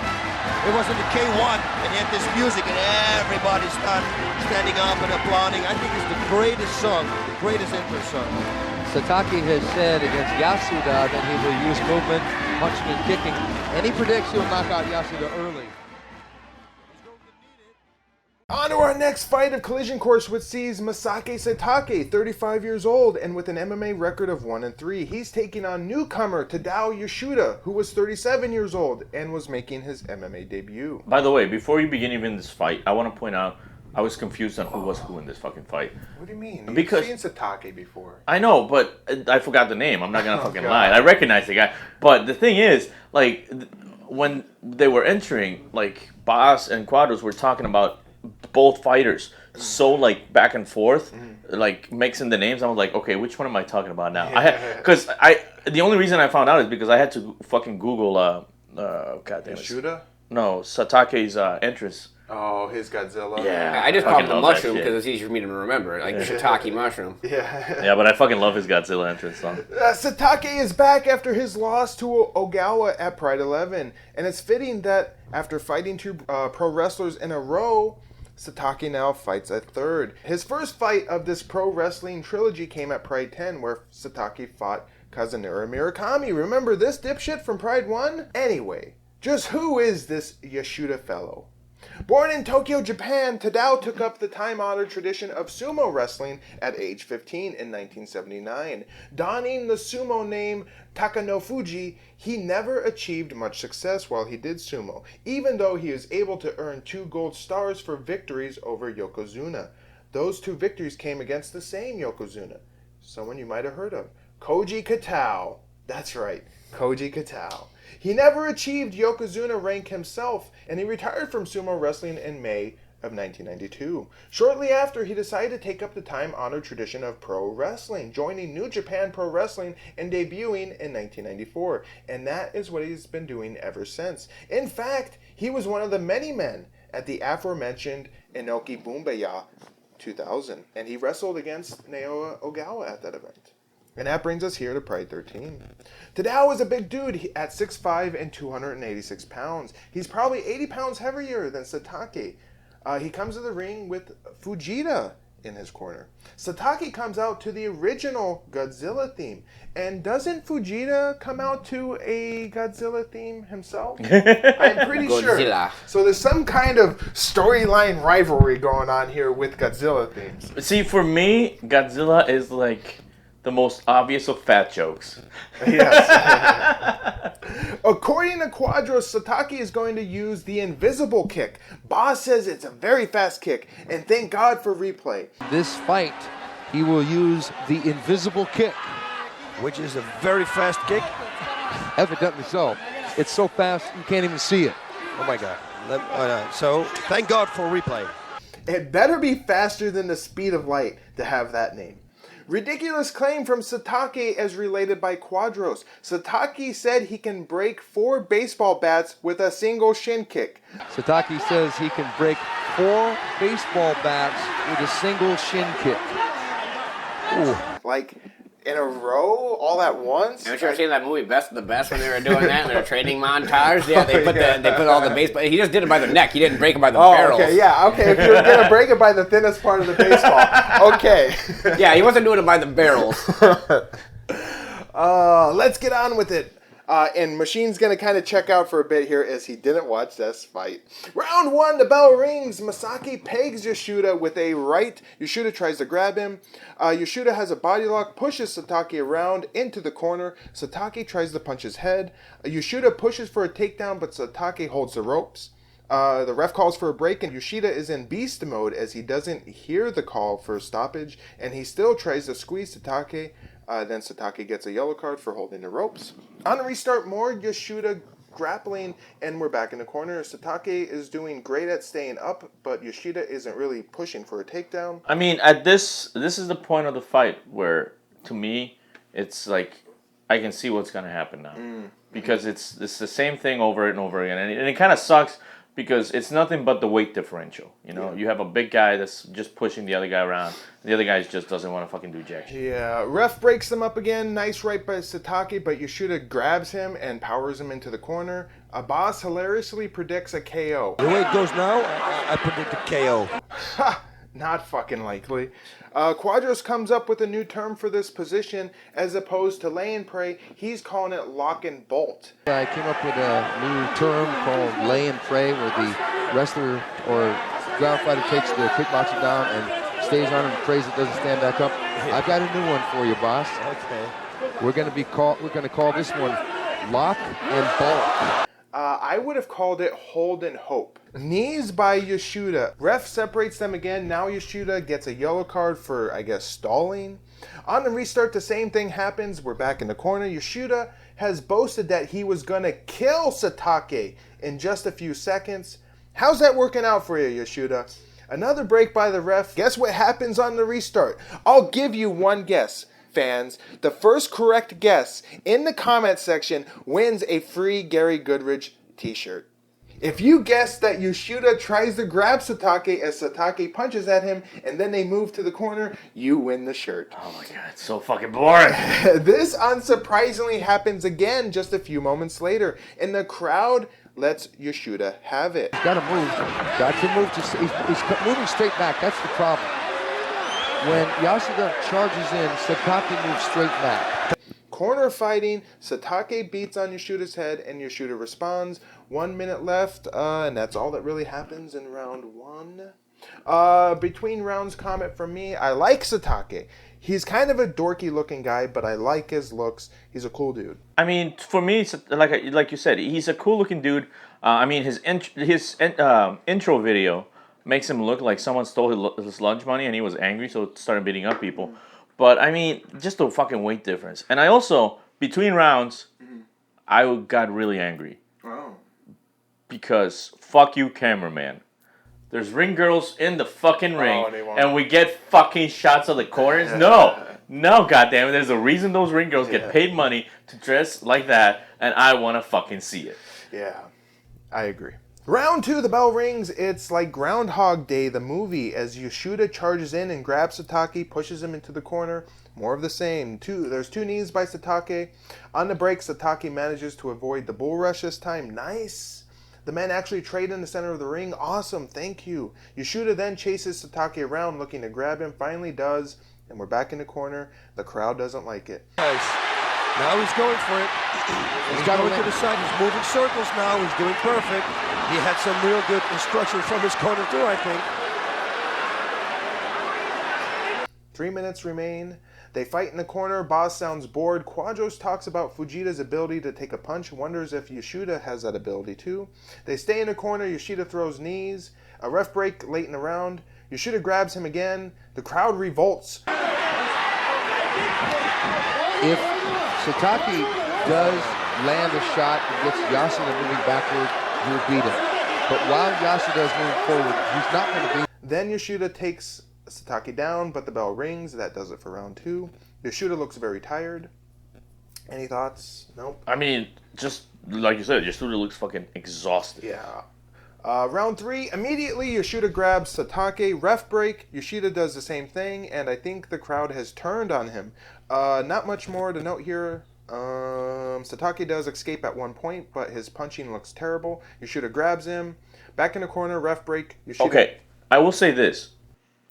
This third round, when he gets sent into, like, Yasuda, like, smacks him into the corner, there's a second where you can literally see Yasuda just let go of his arms. Like, he's not even fucking trying. He's like that should have been another card by the refs. Plain and fucking it's simple. almost like he's doing now just a sumo. Yeah, and just, like, laying on him. That's not a fucking fight. Yeah. The refs should have fucking caught that. The refs should have carded that, and that should have been it. Yep. Let's see. Ref break. Yasuda grabs. They fight in a corner, and then the round ends. We'll go to the judges to learn the result of the fight, which is... Judge Yasuda. Satake.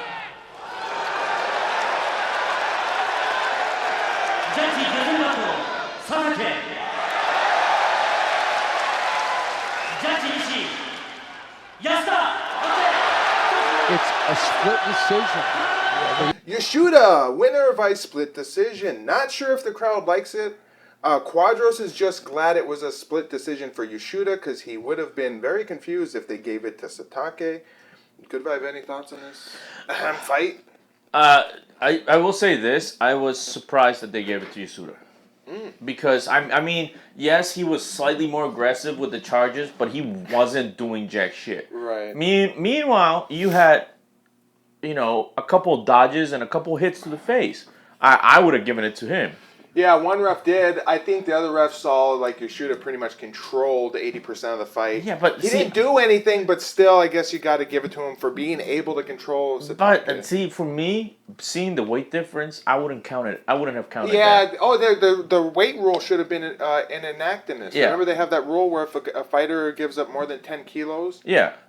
Yeah. That's the thing. I agree. Satake should have won. Yeah. Yeah. I like Satake, and I could like Yasuda. But this fight fucking sucked. Yasuda was able to control it, and that's a Satake shortcoming.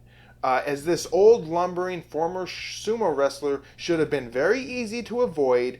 He could have did some leg strikes and took the power out of his charge. It boggles my mind that Yasuda couldn't muster more attacking while he controlled the fight. What the fuck did he think this was? Just a holding contest? Why didn't he fucking... knee him? Why didn't he try and take him down? Because he has no moves. He's a fucking pro wrestler. Satake should have pulled a surprise takedown here. I think when Yasuda was charging in, he would have went for the legs, took him down, could have changed the whole fight, but never happened. What would become of our two awesome action Japanese stars here? We'll see Satake back at Pride 15, Raging Rumble, where he'll take on, get this, Igor Vovchanchyn. I'm sorry, Masaaki. As for Yasuda, this would be it for his Pride career, though he would continue to fight in MMA until 2003. His next fight would be against Rene Ruiz at the K1 Andy Hugh Memorial 2001 in August of 2001. He would lose via head kick KO. In his next fight after that, Yasuda would surprise the world with a forearm choke submission win over Jerome LeBanner at the 2001 Inoue Bumbaya event. But that would be it for his victories. His next three fights would all be losses, including one against friend and ally Fujita in 2002 at a UFO event. And his last fight came at the Inoue 2003 Bumbaya event, a loss to Rene Ruiz once again, this time via KO. He ended his MMA career with a record of 2-4. Yasuda would go back into pro wrestling after that. He had a brief hiatus in 2007 due to a suicide attempt in which he tried to carbon dioxide himself to death. He was saved by a friend, recovered, and wrestled until 2000. We'll see you some other time, Tadao.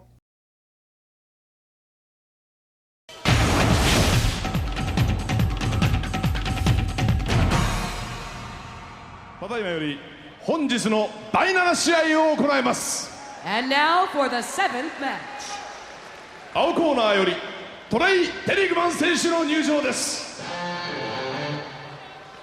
Okay, here he comes. He is from Fort Worth, Texas, in the United States. Trey Trauma Teligman out of the Lion's Den, Ken Shamrock's gym. Now, Trey took this fight when his teacher, Ken Shamrock, was injured with a neck injury, and that happened, he took it, what, like 2 weeks' notice? Yeah, 2 weeks. But the good thing about taking a fight on 2 weeks' notice is that you, it gives you a different feeling in your head, because there is now a reason also, people can understand if you lose. So he probably will go for it. And all the Lions Den guys, they always train. They train at full power. So taking the fight on 2 weeks' notice, he's always in training, you know, he only 2 weeks. 赤コーナーよりイゴール・ボブチャンチン選手の入場です。 Ice cold. The two words say it. Ice cold. I've seen Igor fight a number of times. I've met Igor, you've met Igor. Igor he's got this almost like a choir boy personality. Yeah. He's shy, looks down, he's not a real smack talker. He doesn't make big interviews, big predictions. His answers are short when he's asked questions. And he's real nice, and he's got a big handshake, because that hand of his is like, scary hand. I mean, when that hand goes around your hand and you shake his hand, you think, wow, this guy could probably really punch hard with his hand. And then you see him punch really hard, and you think, oh my God. Also, when you hug him, your arms cannot go around. It's like one compact, solid rock. This guy, if there were anyone in martial arts, mixed martial arts, that was built like a fire plug, it's this guy. This guy, for sure. He's built like a little linebacker or something. He can punch from every position because he doesn't have to be afraid to break his hand. His bone structure is like 2 fingers of mine. It's like 1 finger of his. And the thing is, with his hands, whereas a lot of people like myself or you will make a fist, our knuckles pressed up against the skin. Yeah. He's got a layer of skin over his knuckles somehow. Yeah. I don't know how that works. I don't know either. It's scary. This guy was built to punch people. The next matchup, we'll see Igor Vovchanchyn taking on Trey Teligman. Igor is 27 years old for this fight with a record of 46-3-1 no contest. Trey is 36 years old and had a record of 7-3-1. We last saw Igor at the last Pride 12, defeating Mark Kerr via decision. And Trey was last seen at Pride 9 back in June of 2000, where he lost to Carlos Barreto via decision. Since then, Trey hasn't fought at all. Pre-fight, we see Trey in the back with his Lion Den friend Guy Mezger. As for Igor, he's in the back with Gary Goodrich and Coleman. Coleman is indisposed, and we very nearly get to see a glimpse of his jock-strapped ass. Then it's revealed via interview with Trey that he is a last-minute replacement for Igor's original opponent, who was Ken Shamrock, who injured himself 2 weeks before the fight. Jin, how do you feel about this? I'm excited about it. It's a last-minute thing, and Ken got injured a couple weeks ago, and it's a big opportunity for me and I'm very thankful to be able to step in here and hopefully knock him out. Trey seems resigned to his fate, and he admits he's nervous. On his walkout, Bas talks about the mindset of a fighter taking a fight on short notice, and Quadros makes sure to warn everyone who hasn't seen Trey fight before that he is in fact missing his right tit. Great walkout for Igor, and he comes to the ring with Alexander Otska for some reason. But it's interrupted when Ken Shamrock appears via some form of slut magic, and he's there to give Trey a hug. And wow, we get a surprise appearance by Tito Ortiz, who at the time was the UFC light heavyweight champion, and he had defended that belt at UFC 30 just a month prior, after a slam KO on Evan Tanner.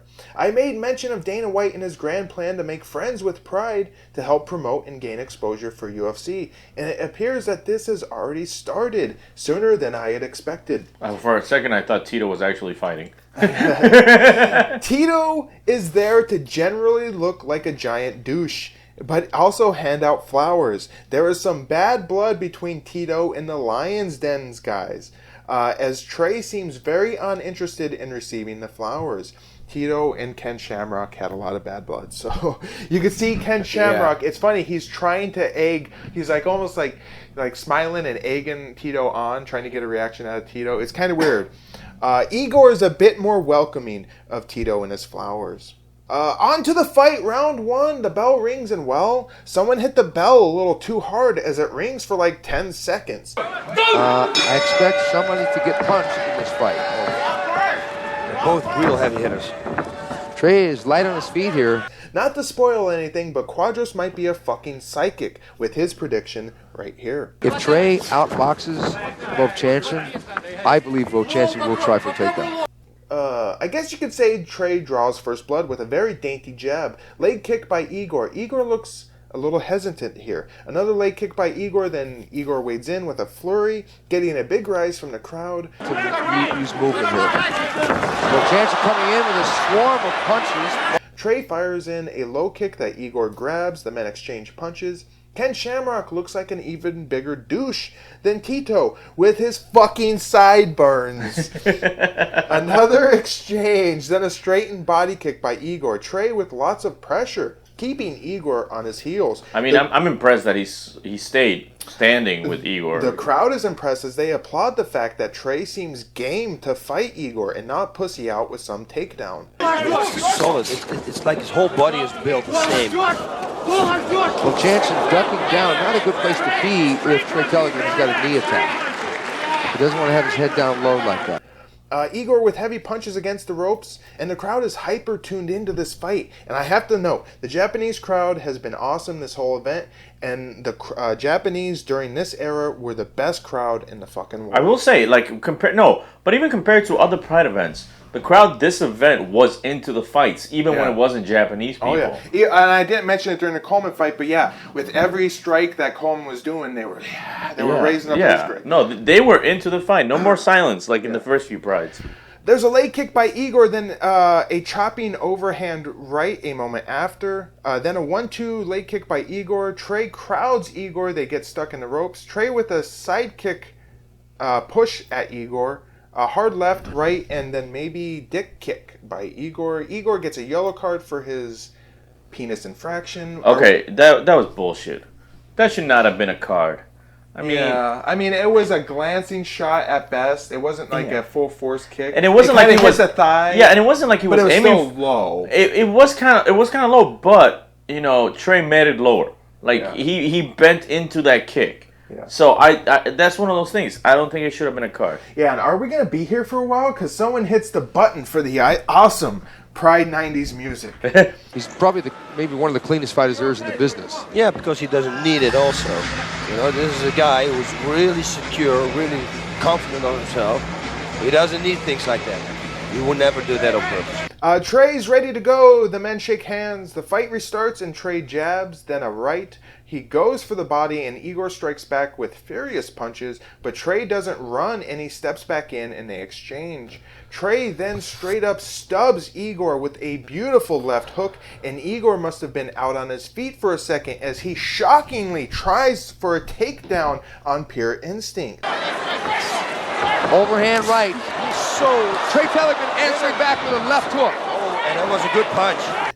Igor swings wildly after. Trey pushes forward with punches. Igor needs a breather, so he grabs Trey, maybe tries for a takedown, and then pushes away. Trey with high confidence now as he swings at Igor with a 1-2. Igor goes low again, thinking of a takedown. There's a knee by Trey, then a body kick, followed by a low kick, and we're at the 5-minute mark of round 1. The men exchange lefts, but Trey's punch found its mark, and Trey tries to pounce on Igor, who is collapsing to the mat. Trey is on top of him, the crowd is stunned, and Quadros almost goes nuts. Winded. Yeah, whoa, oh, good left. Vovchanchyn's down! Vovchanchyn's down in the guard! Trey gets in Igor's guard, and Igor has a mark on his forehead that looks like he's bleeding. Quadros says that if Igor falls to Teligman, it would be like Tyson versus Buster Douglas. If Trey Teligman beats Igor Vovchanchyn, it will be Buster Douglas Tyson. It will be Rocky Balboa. Trey postures up, throws a couple strikes. I see some blood around Igor's mouth. Trey is active enough on the ground here, and I give him points for that. He stands up, leg kick, 3 minutes left. Trey teases a leap, but nothing comes of it. Then he goes back into guard. I mean, it's kind of crazy because that little break from the quote unquote nut hit really just seemed like threw Igor out of his game.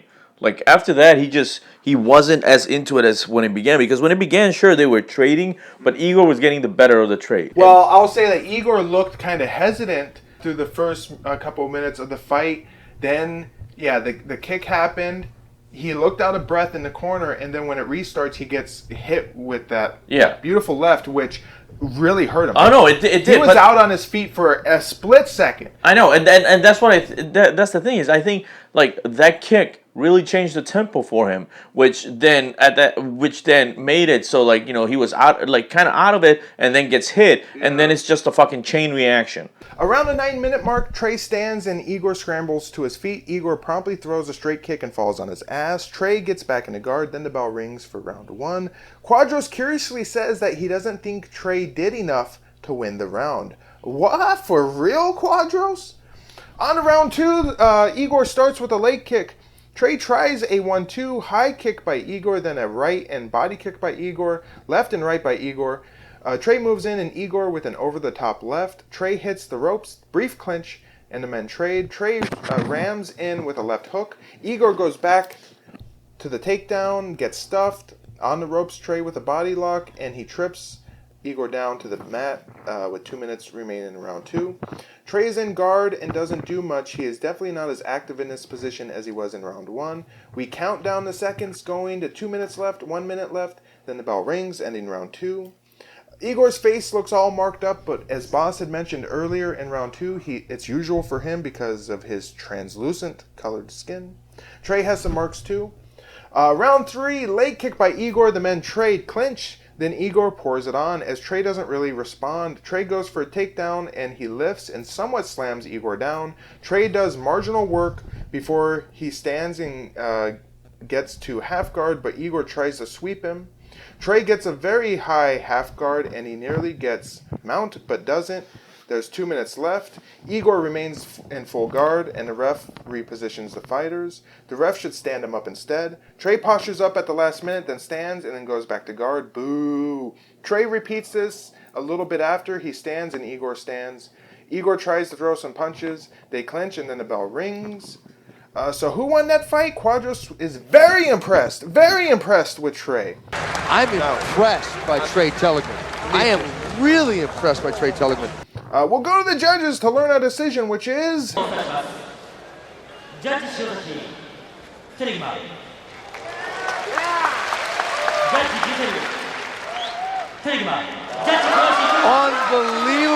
Oh my God, you won the fight. Trey Teligman has beaten Igor Vovchanchyn on a unanimous decision. Trey Teligman with the upset of the year, winning via unanimous decision after 3 rounds. Trey gets a Sky Satellite and a trophy, and Igor walks to the locker room, maybe stunned, and we're off to the main event. Goodvibe, thoughts on this fight? I mean, it was just surprising because it started so well, started so even, but, and I know Bas and Carlos mentioned it, is Igor is not an he had no offensive plays on the ground. Like, he was just defensive, and he just couldn't get out of it. Like, he was dominated, plain and fucking simple, every time he went down. And Trey was able to get him down all 3 fucking rounds. So, yeah, I mean, Igor's a great striker, but he got outplayed, plain and simple. Yeah, good fight. It was exciting enough. I think this is a case of Igor beating himself, as Trey didn't look like a world beater. I think he just had enough this night. Igor honestly looked wore down to me. And let's not forget, he had 2 full MMA careers at that point with 50 fights to his name. So who would become of our 2 downtrodden thumpers here? Igor will be back in short order at Helping Pride. Frankenstein. Igor will be eager to be back. Igor is eager to get back into the ring at Pride 14 to take on Gilbert Yvel. As for Trey, this would be it for his Pride career. In fact, he would only have 2 more fights left in him, both in the UFC. It would be over 2 years until his next fight would come at UFC 43 in June of 2003. His opponent was Pedro Rizzo. That fight ended with a doctor stoppage of Trey in the 2nd round. Another 2 years later, in August of 2005, and the last fight of Teligman's career came at UFC 54 against Tim Sylvia, who head-kicked, KO'd Trey at the very last second of the 1st round. Trey would end his career with a record of 7-5-1 and may or may not be training young fighters. I don't know. We'll see you around, Trey.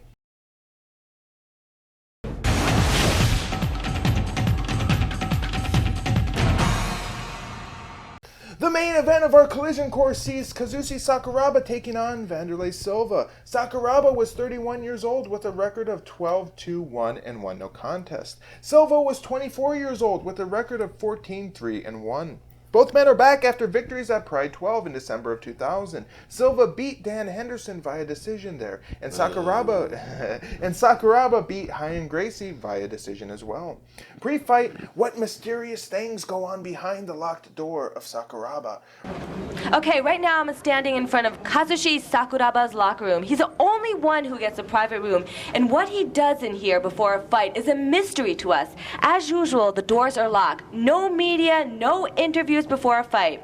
And people from his team have been coming in and out, and I've been trying to get a peek, but, I don't even know if he's in here, for heaven's sake. Usually he eats, maybe he takes a nap, and sometimes even plays video games. Risa just doesn't know, but maybe he eats, takes naps, and plays video games. Like, for real? Is that what he does? He's just like taking naps and playing video games? I can be a fighter now. Yes. In his interview, Silva says he doesn't need to study film of Sakuraba, as he trains the same for everybody. No entrances for our fighters, which is kind of weird, just straight to the ring. And oh god, there's Tito again. Wanderlei totally ignores him and his flowers, since there is likely bad blood between the 2 men. A year prior, Tito had beaten Wanderlei at UFC 25 via decision. But Sakuraba takes the flowers and he gets a kiss from Tito. Ha! Gay! The stare down! Well, Sakuraba doesn't really stare at Silva. Silva stares a hole through him, and Sakuraba just kind of looks away. We need to do this. Are you guys ready? Any comments? Oh, no, I'm ready. By the way, I will say this. Even though Sakuraba's older, Silva looks like shit. Well, yeah. I mean, he's got, yeah. Yes. He's always kind of looked like shit, though. Yeah, but I'm saying, it's like, for the age difference, Sakuraba looks hella younger. Round 1, the bell rings. Silva opens the bout with a jab, backs Sakuraba up, and Sakuraba with a leg kick, then barrage by Silva against the ropes. Sakuraba ducks, eats a knee. Nice left by Sakuraba. He eats a straight right by Silva, then clubs Silva with a huge right. Silva hits his knees. Silva grabs him He has a body lock against Sakuraba against the ropes. The men trade. Then Sakuraba goes headhunting on Silva. Tie clinch by Silva. A single knee from Silva. Then he clips Sakuraba with a classic Silva 1-2. Sakuraba hits the mat. Silva has him in a front headlock. Knees Sakuraba. They both stand. Silva is all over Sakuraba. A knee buckles Sakuraba. And then Silva, as if he's a soccer player, goes for the game-winning kick to the net as he tries to murder Sakuraba's head. Sakuraba tries to grab Silva's ankles. Still more kicks that mostly miss. Silva is back to kneeing Sakuraba. Sakuraba rolls to his back and Silva nails him with a kick that brings the ref in to stop the fight. Silva, winner via TKO at 1 minute and 38 seconds of the first round. Sakuraba trading with Wanderlei. Sakuraba, oh, good right hand by Sakuraba! He knocked Wanderlei Silva down. He knocked Wanderlei down with a right hand. Unbelievable. But Wanderlei has been in this position too a few times before. Sakuraba shooting for a knockout here. He's got to make sure he doesn't keep one of those knees. Yeah. Oh, Sakuraba had this. This is the new rule. These are allowed. Sakuraba could not stay in this position.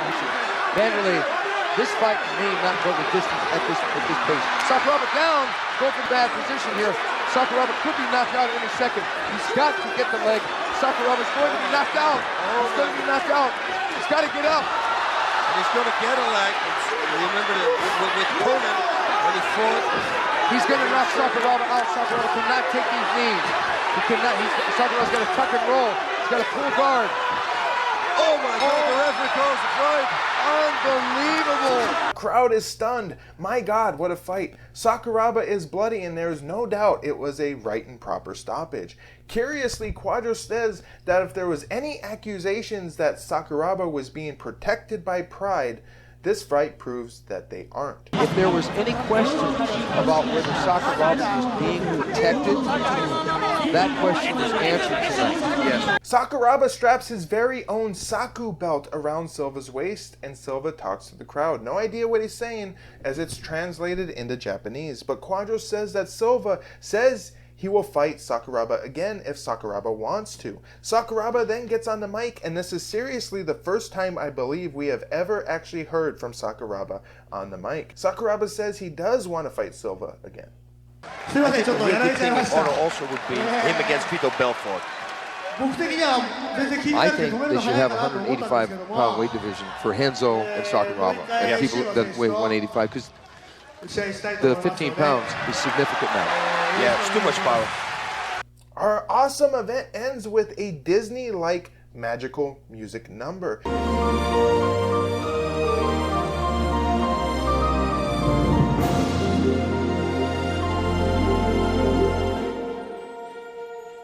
And everyone turned off their TVs with a smile on their face. Well, actually, there is some interview bits after with Quadros randomly talking to them. Is this the first time we get an outro to a DVD? Yeah, it might be. Yeah, I think so. Yeah. Boys, thoughts on Saku versus Silva? It was brutal. I mean, the kicks were... Even when Sakuraba was trying to get a hold of his ankles, he like kind of, Silva just kind of stepped out of it, kicked him again, and I mean... The one after it landed, the bloody to his nose and shit like that it was a good stoppage. I mean, they don't call him the Axe Murderer for nothing. I mean, I agree. Like, it was just devastated. Like, Sakuraba just got devastated. Like, it started great because, Silva started the fight like he really wanted it, went in for some really good hits. Sakuraba was able to fight back a little bit.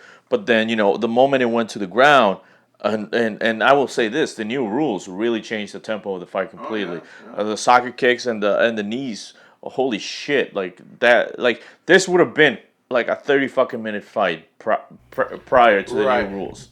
I will say this is how fighting should be. Yeah. I mean, there should be, if it's a fight and, the stupid athletic commissions, they won't allow this type of strikes in America, but this is how fighting should be. No, and I agree because, like I said, this would have been a 30-minute fight prior. It would have been people on the ground trying to make something of it and failing fucking miserably. Well, that's what the Shuto box guys do, with the kicks and knees and shit like that. Him and Shogun, they're both masters of it. This is a good fight. Silva is hard to beat during this era. And while Sakuraba is most definitely the best Japanese fighter there is, I don't think his skill set can match Silva. Honestly, this was a really good matchup for Silva because, Silva's pretty good at avoiding the takedown. And honestly, Sakuraba's main attacks are going to be ground-based. Yeah. What would become of our two powerhouse Pride stars here? Silva will be back at Pride 14, where he will take on Shungo Oyama, a fighter with a 1-1 record who previously fought in King of the Cage. That does not sound like a fair matchup. As for Sakuraba, he won't be back until Pride 15, where he will take on a debuting Quentin Rampage Jackson. Memphis, Tennessee-born fighter with a record of 10-1 at the time, and future Pride megastar. We'll see you boys then. And with that, we've come to a close of Pride 13 Collision Course. Boys, your overall thoughts on this event? One of the better cards that they've had. I thoroughly enjoyed it. Quick fights. I like a good quick fight. Sometimes you just need that knockout in you. I mean, like you said, it was a good card. However, I'm the other way around. I was disappointed how quick those first few fights were, but it picked up steam. It picked up steam for that second half of the card, and I liked it. It was a good event. I agree. I think there's two sides to it here. You had the first half, which was all quick fights, and then you had the second half, which had a little bit longer fights. I was about to proclaim this the best Pride event ever up to this point, since we've been watching them. But honestly, Pride 10 was still the better show. Pride 10 for me is still the best Pride up to this point.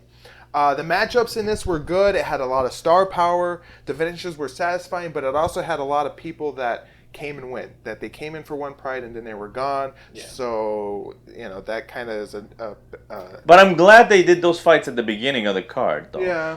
Previous Pride would have fucking put that as the fucking main event. It's a good show, 8 out of 10. And now, it's the time of the show where we pick the fight of the night. Machine, who is your fight of the night? Well, just because Henderson's my favorite fighter of all time, I'm just going to go with the Hendo fight, just because that's what I like best. Yeah. I gotta go with the Igor fight, man. It was well done. Wow, we have 3 different fight of the nights. I'm gonna pick Sakuraba versus Silva. Huge fight. It was a true clash of the top 2 fighters. Hard to argue with that, and it was satisfying. It was a good result. I just like seeing a Gracie get knocked the fuck out. And with that, we've come to an end of episode 15. Wow, what a show! The best yet. We'll be back in short order for Pride 14, Clash of the Titans. But just what will be in store for us? Held 2 months later, in May 27th of 2001, Pride 14 will showcase 9 bouts of extreme force, starting off with Antonio Schembri taking on Yohil de Oliveira. Then it's Daijiro Matsui returning to take on Jose Landy Johns. Chuck Liddell makes his Pride debut, taking on Guy Mezger. Gary Goodridge is back to take on Valentin Overeem, the brother of Alistair. Vitor Belfort takes on Heath Herring. Dan Henderson takes on Akira Soji. That's going to be a savage fucking beating. Wanderlei Silva takes on Shungo Oyama. That's going to be a savage fucking beating. Igor Vovchanchyn takes on Gilbert Ivel. And Kazuyuki Fujita headlines the card, taking on Yoshihiro Takayama, giant blonde-haired. Oh yeah, I remember. Doesn't he fight? Who's currently might be paralyzed from the neck down after a pro wrestling accident. We're still hoping for the best. I'm looking forward to the Gilbert Ivel one too, because he fucking knocked out a ref. Yes, oh yeah. I don't know if you ever seen that shit. Look it up on YouTube. Gilbert Ivel knocks out a referee after one of his fights. Yeah. Oh, but until then, fight fans, we must bid you adieu. So, for the good vibe, the machine, hell yeah, I am the most dangerous man alive today, wishing you goodbye, good luck, and sniff you fucking jerks later. Peace.